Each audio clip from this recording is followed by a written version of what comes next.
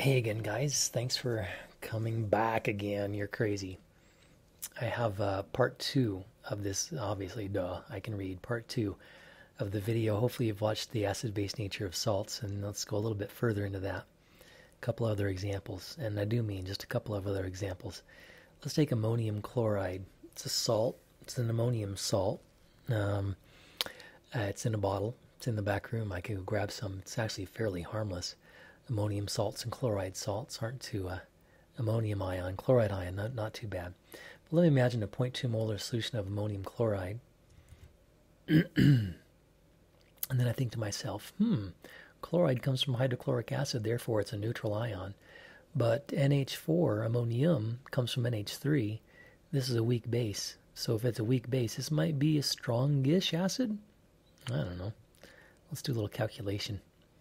So I can look up Kb for ammonia in the back of the book, but I cannot look up the Ka for NH4 plus because it's the conjugate acid of this base, and they don't bother because they know you're a good chemist, and you can easily calculate it. Ka times Kb is 10 to the negative 14, or I could take the negative log of this, and that's the pKb, and that would be 14 minus that, gives me the pKa, and then turn it around to get the Ka. The p function, all kinds of fun. Anyways, so this Ka for this one is 5.6 to the negative 10. So let's do a calculation. If I have a 0.2 molar solution of this, how much of that will create this and this? That's really the question. Set up an ice table. Don't you love those ice tables? Just kidding. I get old after a while, but they're very handy. So I imagine a 0.2 molar solution of ammonium ion. The chloride ion is a spectator. None of this in the beginning.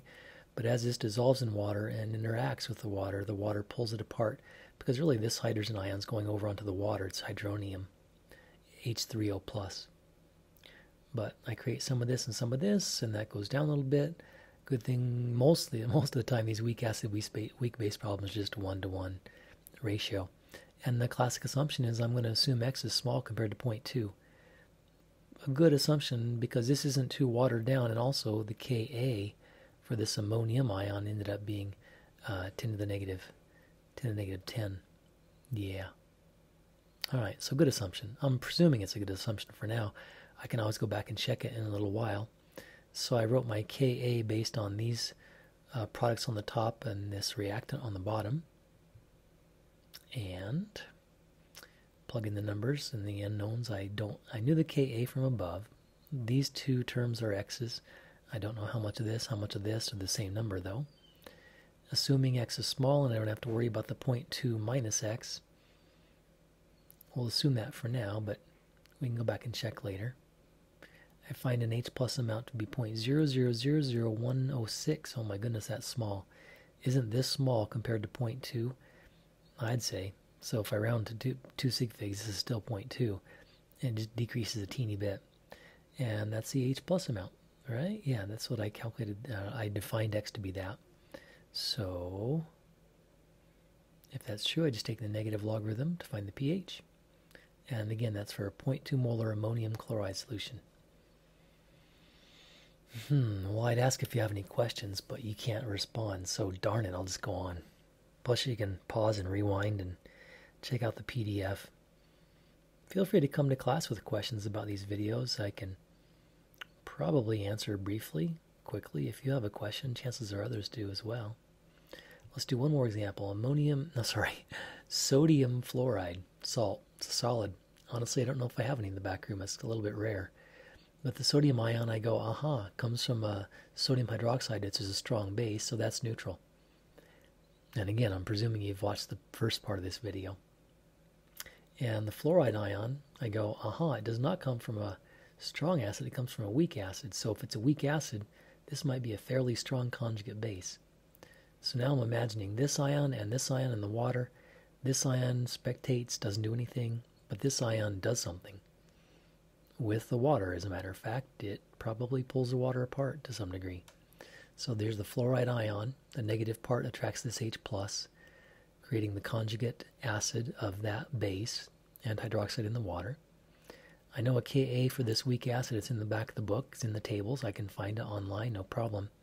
But finding the Kb, not so easy, because we all know that you can just divide Kw by Ka to find Kb. Well, you're still learning. Me too. So my Kb for this conjugate base of this acid, 1.410 negative 11. Now I can take this number and go to my description. What was my molarity? 0.35 molar sodium fluoride. That's pretty concentrated. And I wonder what the hydroxide ion concentration will be.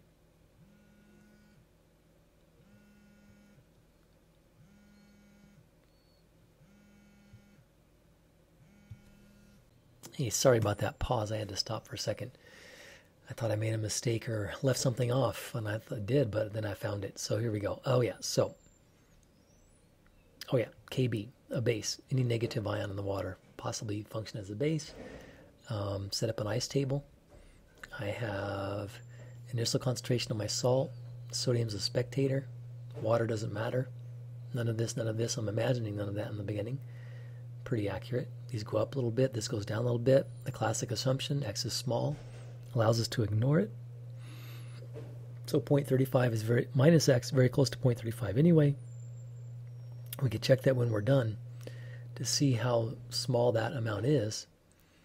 I found the Kb from above. The 0.35 was given. These are unknown, how much that's created. Solve for x. X times x is x squared. 0.35 times this. Take the square root of both sides. This is quick and dirty math. Hope you're okay with that for now. And yeah, x. Oh yeah, when I solve for x, I think about what I did. I come back up here and say, aha, x is actually the hydroxide ion concentration. So I was looking for the pH, but let me take the negative log of that to get the pOH and subtract that from 14 to get the pOH. I'm sorry, to get the pH. And should I say voila? I will say voila. That's it. One more thing. Is 8.34 a reasonable answer for an allegedly basic solution?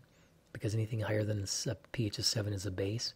So yeah, so as I was predicting, this negative ion functions as a little bit of a base, creating a slight excess of this and a deficiency of the H plus ion. Alright guys, thanks again. I'll talk to you soon.